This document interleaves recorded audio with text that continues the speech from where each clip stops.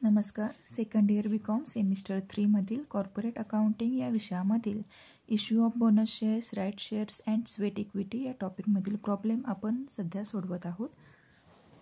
आता आपण problem number 5 सोडवणार आहोत. यामध्ये सुद्धा आपल्याला काय काढायचं आहे, जे फाइंड आउट सांगितलेले आहेत त्यांनी आपण ते काढणार आहोत.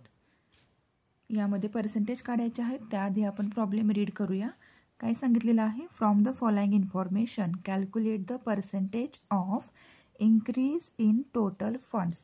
पर्सेंटेज कॅल्क्युलेट करायचं आहे आणि आपल्याला फंड कोणत्या फंडला घेऊन आपल्याला हे कॅल्क्युलेशन करायचं आहे, तर ते खाली त्यांनी क्लिअरली आपल्याला दिलेलं आहे.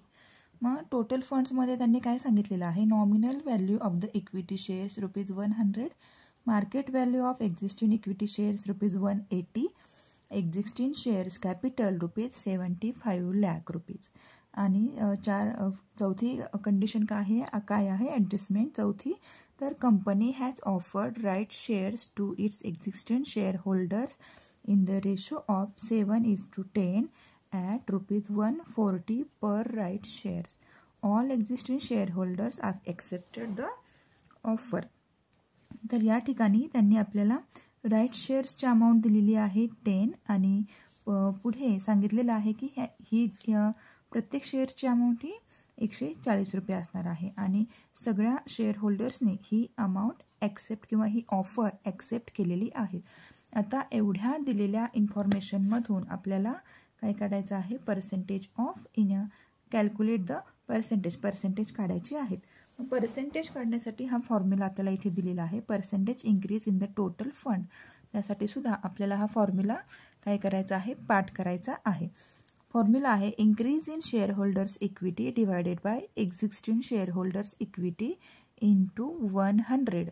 ठीक आहे, इथे प्रिंटिंग मिस्टेक झालेली होती, फक्त 10 लिहिलेले होते, परंतु इथे आपल्याला 100 अशी अमाऊंट घ्यायची आहे. ठीक आहे, पर्सेंटेज हे आपण नेहमी 100च्या 100ला घेऊनच काढतो, कारण 100 पैकी आपल्याला किती पर्सेंटेज पडत आहेत हेच काढण्यासाठी आपल्याला इथे 100 घ्यावेच लागणार आहेत. आता total number of right shares किती आहेत, तर आपल्याला या ठिकाणी 7:10 दिलेले आहेत आणि आपल्याला एक्झिस्टिंग शेअर कॅपिटल 75 लाख दिलेलं आहे. मग 75 लाख रुपयाचं कॅपिटल आहेत आणि आपण इक्विटी शेअर्स घेतलेले आहेत 100, म्हणजे प्रत्येक इक्विटी शेअर्सची अमाऊंट आहे 100. मग आपण एकूण शेअर्स किती घेतलेले आहेत, तर आपण या ठिकाणी तोंडीसुद्धा कॅल्क्युलेट करू शकतो आपण, अवघड नाही आहे.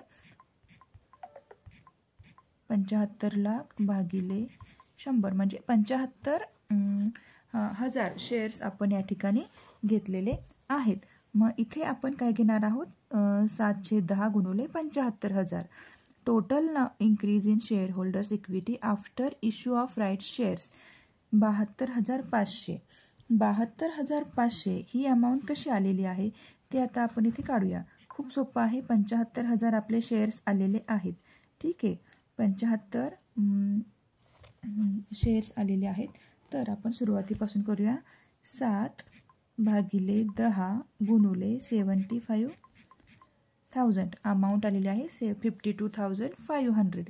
तर 52,500 ही अमाऊंट आपली इथे आलेली आहे इंटू 140 हे आपले पर राईट शेअर्सची अमाऊंट आहे. 140 जे आपण इथे घेतलेली आहे. मग या ठिकाणी आपण 52,500 इंटू 140 केल्यानंतर आपल्याला 73,50,000 अशी अमाऊंट या ठिकाणी मिळत आहे. मग आता ही अमाऊंट मिळाल्यानंतर आपल्याला आता पर्सेंटेज काढायचे आहेत. Percentage increase in total fund 73,50,000 भागिले 75 लाख गुणुले 100 म्हणजे या ठिकाणी आपल्याला अमाऊंट मिळालेली आहे. करूया आपण सगळ्यांच्या समोर. 75 बरोबर 73,50,000 भागिले 75 लाख गुणुले 100 98% या ठिकाणी आपल्याला इन्क्रीज इन टोटल फंड्स आलेला आहे. ठीक आहे, म्हणजे या ठिकाणी आपला हा प्रॉब्लेम कंप्लीट झालेला आहे. जर काही प्रॉब्लेम असेल किंवा एखादी अमाऊंट कशी आली ती समजलं नसेल तर कमेंट बॉक्समध्ये कमेंट करा. थँक्यू.